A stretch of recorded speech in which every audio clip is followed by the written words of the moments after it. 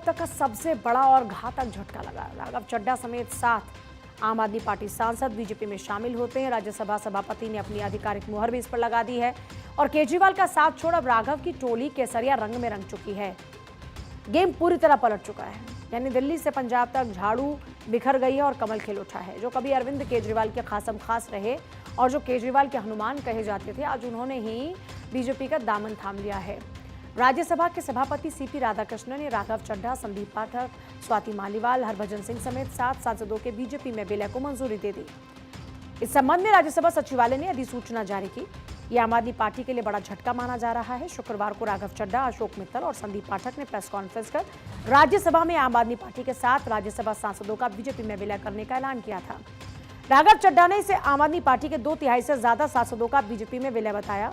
राज्यसभा को लेटर लिख विलय की अनुमति मांगी और ऐसे में यह राज्यसभा सचिवालय ने अधिसूचना जारी कर विलय को मंजूरी दे भी दी है। इस एक फैसले के साथ ही राज्यसभा में बीजेपी की ताकत अब कितनी 106 से उछलकर 113 हो गई। आम आदमी पार्टी में 3 सांसदों पर सिमट चुकी है, जबकि कांग्रेस के राज्यसभा में 29 सांसद हैं। दिलचस्प बात यह है कि इन 7 सांसदों में स्वाति मालीवाल को छोड़कर बाकी 6 सांसद तो पंजाब से हैं। अशोक मित्तल, संदीप पाठक, हरभजन सिंह, राजेंद्र गुप्ता, विक्रम साहनी, इन चारों का जाना पंजाब की सियासत में आम आदमी पार्टी के लिए खतरे की घंटी है। इन नेताओं का आरोप है कि पार्टी अपने मूल सिद्धांतों से भटक चुकी है। संसदीय कार्य मंत्री किरण रिजिजू ने इस विलय का स्वागत किया, लोकतंत्र की जीत इसे बताया और कहा कि इन सांसदों का अनुशासन और काम करने का तरीका प्रधानमंत्री मोदी के नेतृत्व वाले एनडीए को और मजबूती देगा। लेकिन असली हमला तो राघव चड्ढा ने किया, जिन्होंने पार्टी छोड़ते ही एक विस्फोटक वीडियो जारी किया। इससे पहले राघव चड्ढा ने सोशल मीडिया प्लेटफॉर्म एक्स पर एक पोस्ट में कहा कि भारत के संविधान के प्रावधानों का प्रयोग करते हुए राज्यसभा में आम आदमी पार्टी के 2/3 से ज्यादा सांसदों ने बीजेपी में विलय कर लिया। 7 सांसदों ने उस दस्तावेज पर हस्ताक्षर किए जिसे राज्यसभा के अध्यक्ष को सौंपा गया था। मैंने 2 अन्य सांसदों के साथ व्यक्तिगत रूप से हस्ताक्षरित दस्तावेज सौंपे। आम आदमी पार्टी छोड़ 7 सांसदों का समर्थन लेकर भारतीय जनता पार्टी का दामन थामने वाले राज्यसभा सांसद राघव चड्ढा ने नया वीडियो जारी किया और इसमें बताया कि पिछले 3 दिनों से मुझे कई मैसेज आए, कुछ ने बधाई दी, कुछ ने मेरे इस फैसले के पीछे की वजह जाननी चाहिए। उन्होंने कहा कि आज का मेरा वीडियो उन लोगों के लिए जो मेरे पार्टी छोड़ने का कारण जानना चाहते हैं और इनके लिए भी जिन्होंने मेरी पिछली प्रेस कॉन्फ्रेंस नहीं देखी। राघव चड्ढा ने बताया कि ये सब देखने के बाद मेरे पास 3 विकल्प थे। 1, मैं सियासत छोड़ दूं, दूसरा, पार्टी में रहकर चीजें ठीक करने की कोशिश करूं और तीसरा, मैं अपने अनुभव और ऊर्जा के साथ एक और पॉलिटिकल पार्टी के साथ जुड़कर सकारात्मक पॉलिटिक्स करूं। दोस्तों, पॉलिटिक्स में आने से पहले मैं एक प्रैक्टिसिंग चार्टर्ड अकाउंटेंट था। मेरे सामने एक बेहतरीन करियर था, लेकिन मैं उस करियर को छोड़कर पॉलिटिक्स में आया। अपने करियर को बनाने के लिए पॉलिटिक्स में नहीं आया और एक पॉलिटिकल पार्टी का फाउंडिंग मेंबर बना, जिस पार्टी को मैंने अपने प्राइम यूथ के 15 साल दिए, अपने खून पसीने से, बहुत मेहनत से इस पार्टी को सींचा। लेकिन आज ये पार्टी वो पुरानी वाली पार्टी नहीं रही। इस पार्टी में आज एक टॉक्सिक वर्क एनवायरनमेंट है।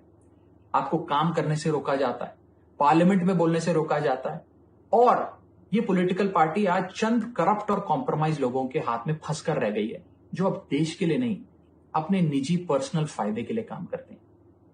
पिछले कुछ सालों से मैं ये फील कर रहा था that perhaps I am the right man but in the wrong party. और इसी के चलते मेरे सामने सिर्फ 3 ऑप्शंस थे।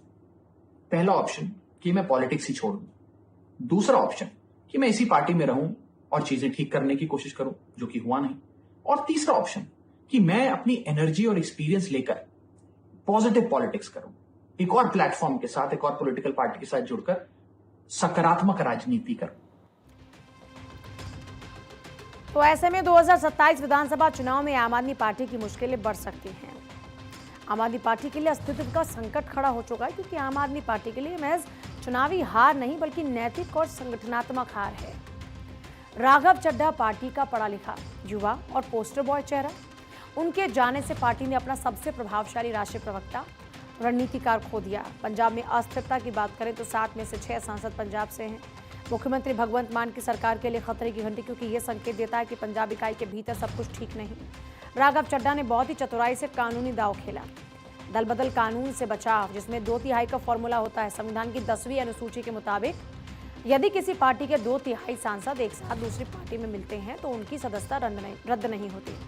आपके 10 में से 7 सांसदों का जाना इसी कानूनी कवच का हिस्सा है।